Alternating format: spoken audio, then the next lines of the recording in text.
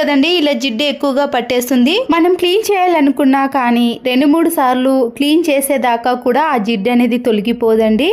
మన చేతులు కూడా నొప్పి పెడుతుంది కదా. ఇలా జిడ్డు ఎక్కువగా ఉన్నప్పుడు సింపుల్గా ఒకేసారి క్లీన్ చేసుకునే విధానాన్ని చూపిస్తున్నానండి. ముందుగా ఒక చిన్న ప్లేట్లోకి గోధుమ పిండిని కానీ మీరు ఏ పిండినైనా తీసుకోవచ్చు. నేను ఇక్కడ గోధుమ పిండిని తీసుకున్నానండి. దీంతో పాటు బేకింగ్ సోడా ఉంటుంది కదా, దాన్ని 1 టీ స్పూన్ వేసుకోవాలి. చిన్న నిమ్మకాయని తీసుకొని దాంట్లో ఉండే రసాన్ని అంతా కూడా ఈ బేకింగ్ సోడాలో కలిపేసుకోవాలి. ఈ పిండిలో కొన్ని వాటర్ని కలిపేసి స్క్రబ్బర్ని తీసుకొని ఆయిల్ క్యాన్ చుట్టూ కూడా రుద్దేసేయండి. ఇలా పిండిని రుద్దేసేయడం వలన జిడ్డు అనేది పూర్తిగా ఈ పిండికి వచ్చేస్తుందండి. మనము పదే పదే రుద్దాల్సిన పని లేకుండా ఇలా ఒకేసారి స్క్రబ్బర్తో క్లీన్ చేసుకున్నాం అనుకోండి, దానికి ఉండే జిడ్డు అనేది చాలా ఈజీగా పోతుంది. తర్వాత సోప్తో ఒకసారి క్లీన్ చేసుకున్నాక ఇప్పుడు వాటర్తో క్లీన్ చేసుకున్నాం అనుకోండి, ఆయిల్ మరకలు అనేవి అస్సలకే కనిపించవు. ఆయిల్ క్యాన్ ఎప్పుడు కూడా ఇలా పిండితో క్లీన్ చేసుకున్నాం అనుకోండి, మన చేతులు కూడా నొప్పి పెట్టకుండా ఆయిల్ క్యాన్ అనేది ఇలా నీట్గా కొత్త దానిలా కనిపిస్తుంది. చూసారు కదండి, ఈ టిప్ నచ్చితే మాత్రం లైక్ చేయండి. షాంపూ ప్యాకెట్లు యూజ్ చేసిన తర్వాత దాంట్లో ఉండే షాంపూ అనేది ఎక్కువైనప్పుడు అలాగే పెట్టేసామనుకోండి, అదంతా కింద పడి వేస్ట్ అయిపోతుంది కదా. అలా డబ్బులు వేస్ట్ చేయకుండా ఇలా ఒక బట్టల క్లిప్ను ఇలా షాంపూ ప్యాకెట్కి పెట్టేసామనుకోండి, షాంపూ అనేది వేస్ట్ కాకుండా ఉంటుంది. మిగిలిపోయిన ఆయిల్ ప్యాకెట్ ఉంటుంది కదండి, దాన్ని ఇలా కొద్దిగా కట్ చేసి మీరు ఆయిల్ ప్యాకెటే కాకుండా ఇలా మందంగా ఉండే ఏదైనా కవర్ని కూడా తీసుకోవచ్చండి. ఈ ఆయిల్ ప్యాకెట్ని మీరు ఇలా రౌండ్ షేప్లో కట్ చేసుకోవాలి. ఈ కవర్ని ఇలా చిన్నగా మలుచుకొని కవర్ మొత్తాన్ని కూడా చిన్న చిన్న హోల్స్ అనేవి చేసుకోవాలి. కట్ చేసుకున్న ఈ ఆయిల్ ప్యాకెట్ని సింకులో మనము గిన్నెలన్నీ క్లీన్ చేసేటప్పుడు అన్నం మెతుకులు కానీ కర్రీ అన్నీ కూడా పడతాయి కదండి, ఈ హోల్లోకి వెళ్ళిపోయి వాటర్ బ్లాకేజ్ కానీ ఏదైనా బ్యాడ్ స్మెల్ వస్తూ ఉంటుంది కదా.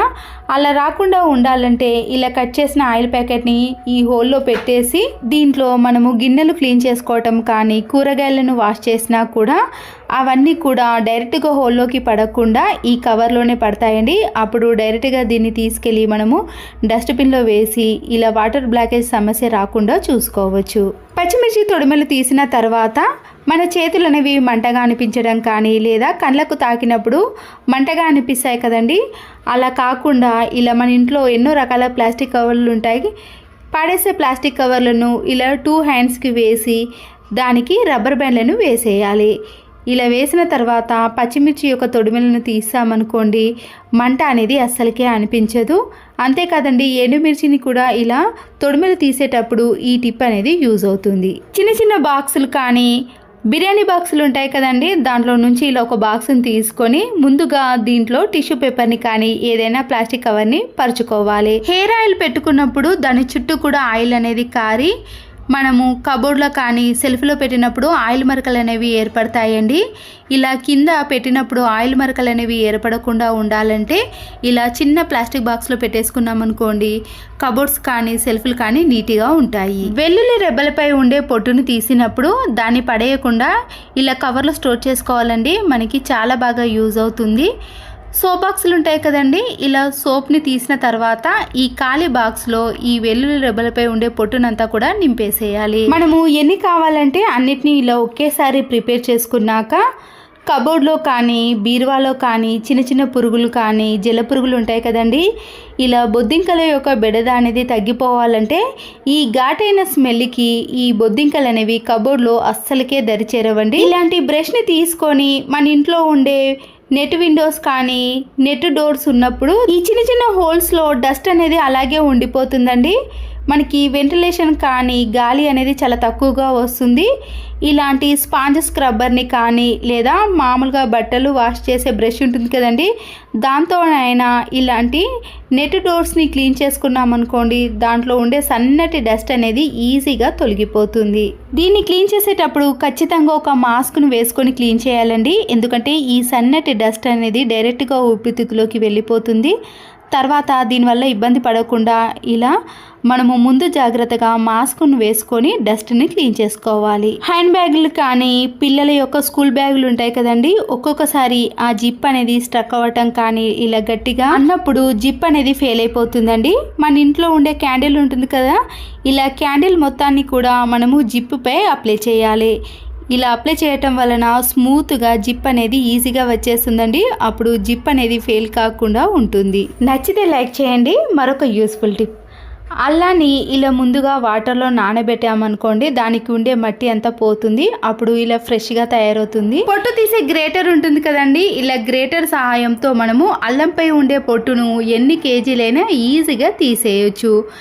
మామూలుగా మనము అల్లంపై ఉండే పొట్టును స్పూన్తో కానీ నైఫ్తో తీసాం కదండి, దానికంటే బెటర్గా ఇలా గ్రేటర్తో తీసేయండి. మన చేతులు కూడా నొప్పి పెట్టకుండా ఇలా క్షణాల్లో అల్లంపై ఉండే పొట్టును సింపుల్గా తీసుకోవచ్చు. 5 రూపీస్ కంఫర్ట్ కానీ 10 రూపీస్ కంఫర్ట్ ప్యాకెట్ ఉంటుంది కదండి, ఇలా పిన్నిస్తో రెండు వైపులా కూడా చిన్న చిన్న హోల్స్ అనేవి చేసుకోవాలి. దీనివల్ల కంఫర్ట్ అనేది కొద్దిగా బయటకు వస్తుంది. ఇప్పుడు ఈ కంఫర్ట్ ప్యాకెట్ని వాష్రూమ్లో ఉండే ఫ్లష్ ట్యాంక్లో వేసేయండి. ఇలా వేయటం వలన ప్రతిసారి మనము ఫ్లష్ని ఆన్ చేసిన వెంటనే బ్యాడ్ స్మెల్ రాకుండా మంచి సువాసన అనేది వాష్రూమ్లో నుంచి వస్తుంది. పాడైపోయిన ఒక టూత్ బ్రష్ని తీసుకొని మన ఇంట్లో ఉండే డిజైన్ బెడ్స్ కానీ డిజైన్ డోర్స్ ఉంటాయి కదండి, దాంట్లో సన్నటి డస్ట్ అనేది అలాగే ఉండిపోతుంది. మనము క్లాత్తో క్లీన్ చేసినా కూడా ఆ డస్ట్ అనేది సరిగా క్లీన్ చేయలేకపోతామండి. మళ్ళీ ఆ క్లాత్ను కూడా క్లీన్ చేసుకోవాల్సిన పని కూడా ఏర్పడుతుంది. ఇలా ఒక పాడైపోయిన టూత్ బ్రష్తో క్లీన్ చేసుకున్నామనుకోండి, ఎంత సన్నటి డస్ట్నైనా ఈజీగా ఇలా టూత్ బ్రష్తో క్లీన్ చేసుకోవచ్చు. వెంటనే ఇలా క్లీన్ చేసుకున్నామనుకోండి, మన పని కూడా చాలా తక్కువగా ఉంటుందండి. తక్కువ టైంలో ఈజీగా చేసుకోవచ్చు. చినిగిపోయిన డ్రెస్ని కానీ లేదా ఇలాంటి పాత డ్రెస్ ఉంటుంది కదండి, మీరు ఏదైనా తీసుకోవచ్చు.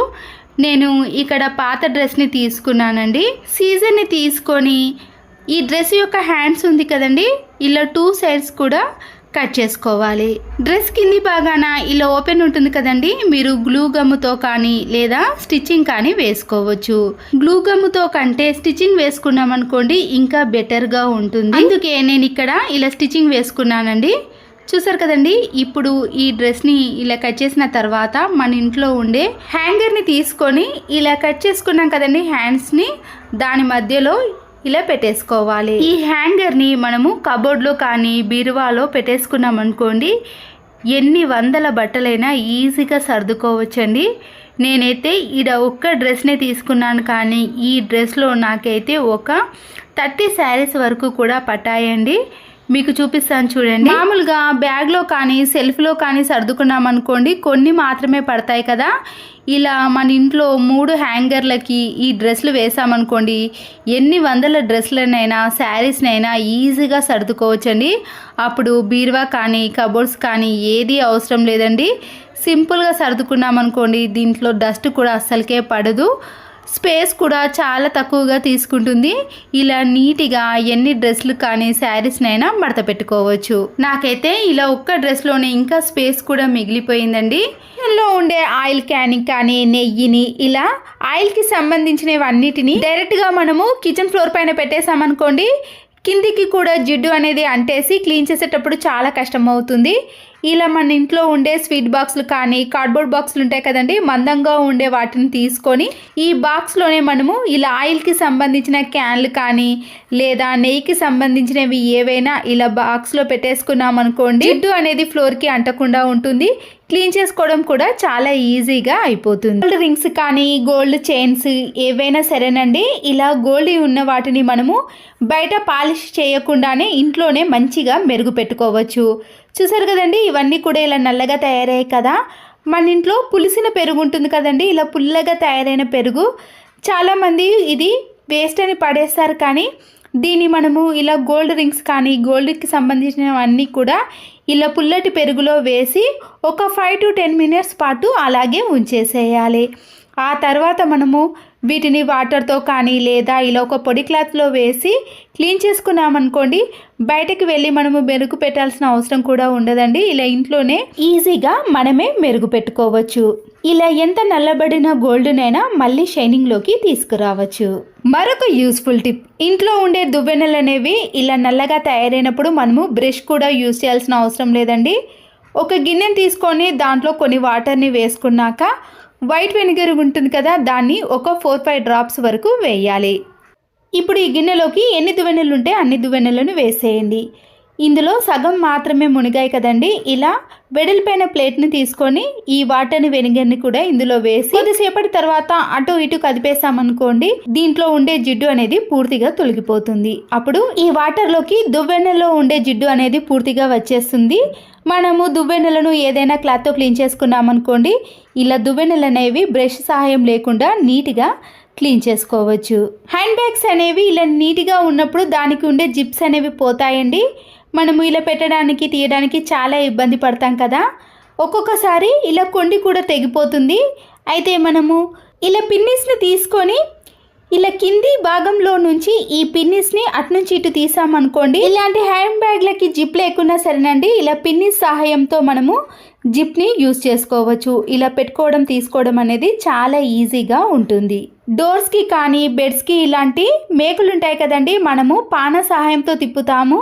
ఇలా స్క్రూని తిప్పడానికి ఒక్కొక్కసారి ఈ పాన అనేది లూజ్ అయిపోయినప్పుడు దీంట్లో 1 రూపీ క్యాన్ కానీ లేదా ఎక్కువగా లూజ్గా ఉంటే 5 రూపీస్ క్యాన్ని పెట్టేసి ఇలా దీని సహాయంతో తిప్పేసామనుకోండి, దానికి ఉండే స్క్రూ అనేది చాలా ఈజీగా తిరుగుతుంది. ఇలాంటి స్క్రూస్కి ఈ టిప్ చాలా బాగా యూజ్ అవుతుంది. బ్లాంకెట్ని మనము ఇలా నీట్గా మడత పెట్టుకున్న తర్వాత పిల్లలు తీసినా కానీ కింద పడ్డా కూడా ఆ మడత అనేది పోతుంది. ఇలా వీడియోలో చూపించిన మాదిరిగా పొడవులో ఇలా 2 సైడ్స్ కూడా మడత పెట్టుకోవాలండి. ఒక సైడ్ నుంచి ఇలా రౌండ్గా మడత పెట్టుకుంటూ వచ్చి మళ్ళీ మరొక సైడ్ కూడా మనము ఇలా ఒక మడతను పెట్టేసి దాంట్లో ఇలా రౌండ్గా మడత పెట్టిన మడతను అందులో పెట్టేసామనుకోండి, ఈ మడత అనేది ఎన్ని రోజులైనా అలాగే ఉంటుంది. కింద పడ్డా కానీ పిల్లలు తీసినా కానీ మడత అనేది పోకుండా ఇలా నీట్గా ఉంటుంది. అంతే కదండి, స్పేస్ కూడా చాలా తక్కువగా తీసుకుంటుంది. వ్యాజ్లైన్ని తీసుకొని ఇలా చేతికి కొద్దిగా హ్యాండ్ పైన వ్యాజ్లైన్ని అప్లై చేసి మనము అప్పుడు పర్ఫ్యూమ్ని వేసామనుకోండి, స్మెల్ అనేది చాలా ఎక్కువగా వస్తుంది. అంతేకాకుండా చాలాసేపు కూడా ఉంటుంది. ఇలా మనము హ్యాండ్స్కి కొట్టుకున్నప్పుడు డైరెక్ట్గా కాకుండా ఇలా వ్యాజ్లైన్ పైన అప్లై చేసామనుకోండి, ర్యాషెస్ కానీ అలాంటివి అస్సలకే రావు. చెమట ఎక్కువగా ఉన్న ప్లేస్లో వ్యాజ్లైన్ అప్లై చేసి ఈ పర్ఫ్యూమ్ని వేసామనుకోండి, చెమట అస్సలకే పట్టదు, స్మెల్ కూడా చాలాసేపు వరకు వస్తుంది. చేతికి ఇలా బ్రాస్లెట్ పెట్టుకునేటప్పుడు కొండికి తగిలించేసామనుకోండి, ఒక్కొక్కసారి ఇలా జారిపోతూ ఉంటుంది. మనము ఎంత ట్రై చేసినా కూడా అలా కొండిని పెట్టుకోలేకపోతాం కదా. ఇలా ఈజీగా ఎవరి సహాయం లేకుండా పెట్టుకోవాలంటే ముందుగా మనము ఈ బ్రాస్లెట్ని ఇలా హ్యాండ్కి వేసి ఒక ప్లాస్టర్ని అతికించేసామనుకోండి, బ్రాస్లెట్ అనేది జారకుండా ఉంటుంది. అప్పుడు ఎవరి సహాయం లేకుండానే ఈజీగా పెట్టేసుకోవచ్చు. షర్ట్స్ యొక్క బటన్స్ పెట్టాలంటే ఒక్కొక్కసారి మన చేతి కూడా నొప్పి పెడుతుంది కదండి. ఇలా మనము ఒక పిన్ని సహాయంతో ఇలా వీడియోలో చూపించిన మాదిరిగా మనము ఈ బటన్స్ని ఎన్నైనా ఈజీగా సెకండ్లలోపే పెట్టేసేయవచ్చు. ఈ టిప్ ఇలా పిల్లలకి చూపించినా కానీ లేదా మనం కూడా చాలా ఈజీ ట్రిక్లో షర్ట్స్కి ఉన్న బటన్ని పెట్టేయచ్చు.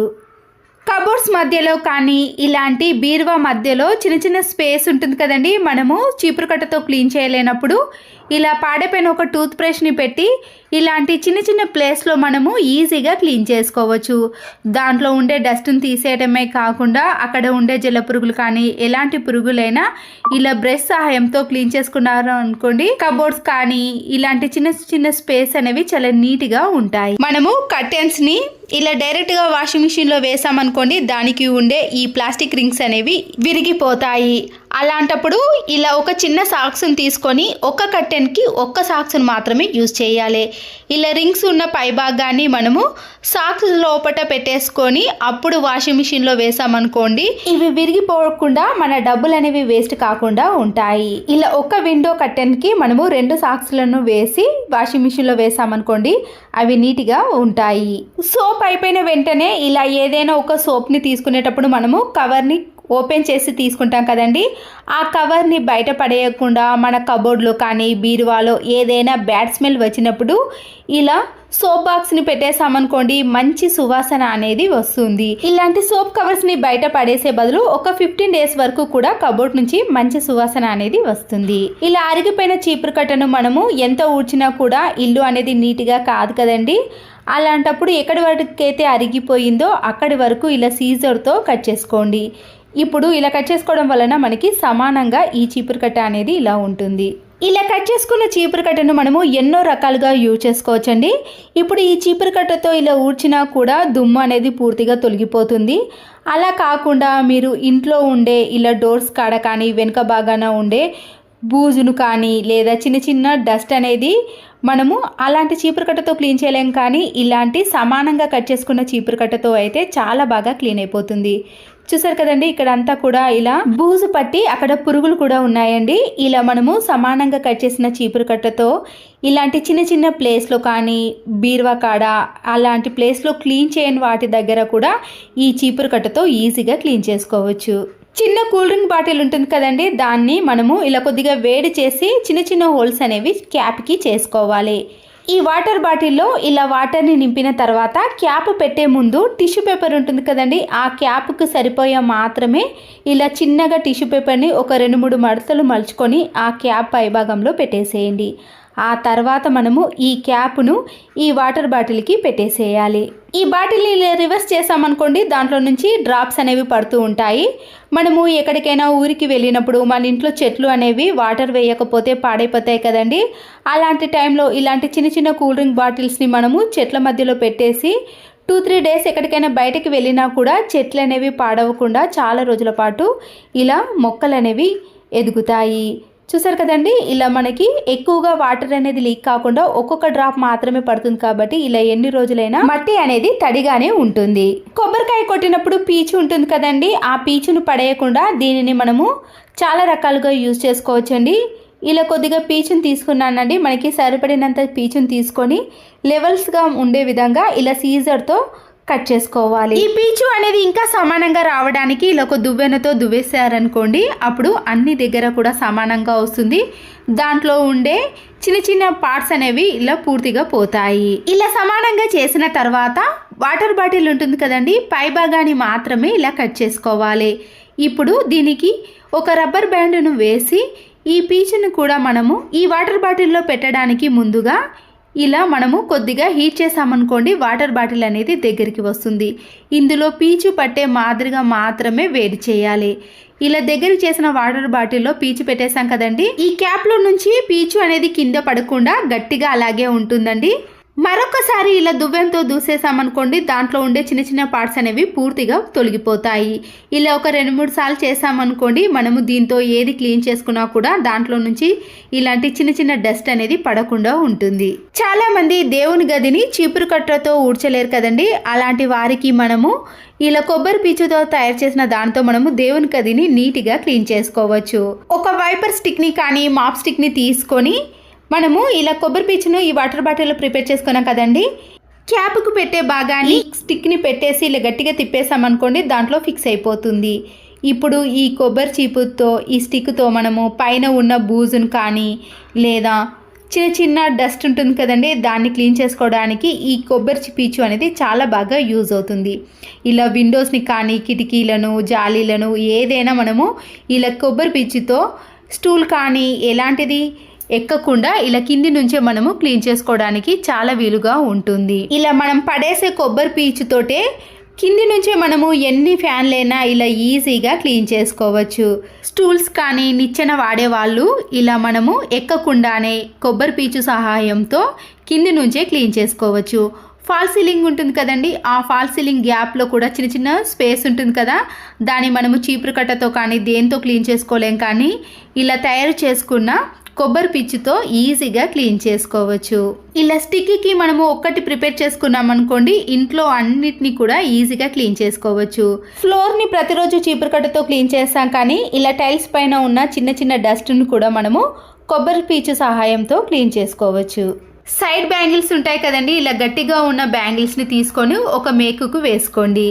మన ఇంట్లో ఉండే కూలింగ్ గ్లాసెస్ కానీ మనము ప్రతిరోజు వాడే స్పెట్స్ ఉంటాయి కదండి, వాటన్నిటిని కూడా ఇలా గాజుకు వేసామనుకోండి, అవి కింద పడకుండా ఏ టైంలో కావాలన్నా కూడా మనము ఈజీగా తీసుకోవడానికి వీలవుతుంది. వాషింగ్ మిషన్లో వేసే లిక్విడ్ కవర్ ఉంటుంది కదండి, అయిపోయిన తర్వాత ఇది దేనికి పనికిరాదని పడేస్తాం. కానీ ఇలా వీడియోలో చూపించిన మాదిరిగా సీజర్తో పైన ఉన్న క్యాప్ వరకు మాత్రం కట్ చేసుకోండి. ఇలా పట్టుకునే హ్యాండిల్ ఉంది కానీ దాన్ని కూడా కట్ చేసుకున్నా పర్వాలేదు, లేదా మనము ఏదైనా మేకుకు వేసుకునే విధంగా ఉంటుంది కాబట్టి దాన్ని అలాగే ఉంచేసినా పర్వాలేదు. సీజర్తో ఇప్పుడు ఈ కవర్కి 2 చిన్న హోల్స్ అనేవి చేసుకోవాలి. గట్టిగా ఉన్న ఒక తాడును తీసుకొని ఈ హోల్స్లో నుంచి ఇలా ముడి వేసుకున్నాం అనుకోండి, మనకి ఏదైనా మేకుకు వేసుకోవడానికి ఇలా హ్యాండిల్గా మనము యూజ్ చేసుకోవచ్చు. ఈ లిక్విడ్ కవర్ని మనము బెడ్రూమ్లో కానీ కిచెన్లో వాష్రూమ్లో దేనికైనా సంబంధించినవి పెట్టుకోవడానికి చాలా అనుకూలంగా ఉంటుందండి. అయితే ముందుగా ఈ లిక్విడ్ కవర్ని వాటర్ వేసి నీట్గా క్లీన్ చేసుకోవాలి. ఇప్పుడు ఇలా నేను వాష్రూమ్లో ఒక మేకుకు వేసానండి హ్యాండిల్ని. మనము ఇలా తాడుతో కట్టుకున్నాం కదండి, ఇలా స్ట్రైట్గా కట్టుకున్న దాన్ని ఇలా మేకు కానీ ట్యాప్కి వేసుకున్నాం అనుకోండి, దీంట్లో ఏది పెట్టినా కూడా అవి కింద పడకుండా దాంట్లోనే ఈజీగా ఎన్నైనా పెట్టుకోవచ్చు. ఈ వాషింగ్ మిషన్ లిక్విడ్ కవర్స్ అనేవి చాలా మందంగా ఉంటాయండి. మనము ఎంత బరువు పెట్టినా కూడా అవి కవర్ అనేది తెగిపోకుండా ఎన్నైనా ఈజీగా ఇలా పెట్టుకోవచ్చు. బకెట్లో కొన్ని హాట్ వాటర్ని వేసి బేకింగ్ సోడా ఉంటుంది కదండి, దాన్ని 1 టీ స్పూన్ వరకు వేయాలి. అలాగే 1.5 టీ స్పూన్ వరకు కూడా కొద్దిగా సర్ఫ్ను, ఏ సర్ఫ్ అయినా సరేనండి, దాన్ని కూడా వేసుకోవాలి. ఇలా హ్యాండిల్ మాదిరిగా పట్టుకునే ఏదైనా స్క్రబ్బర్ కానీ బ్రష్ ఉందనుకోండి, దానికి ఇలా స్టీల్ స్క్రబ్బర్ని వేసి అది ఊడిపోకుండా ఉండటానికి ఒక 2-3 రబ్బర్ బ్యాండ్లను కూడా వేయాలి. బాత్రూమ్ టైల్స్ అనేవి ఇలా తెల్లగా మరకలుగా తయారైనప్పుడు ఈ వాటర్ని ఇలా పూర్తిగా ఫ్లోర్ పైన చల్లుకుంటూ మనం ప్రిపేర్ చేసిన ఈ బ్రష్ సహాయంతో క్లీన్ చేసుకున్నామనుకోండి, ఎలాంటి మరకలైనా తొలగిపోతాయి.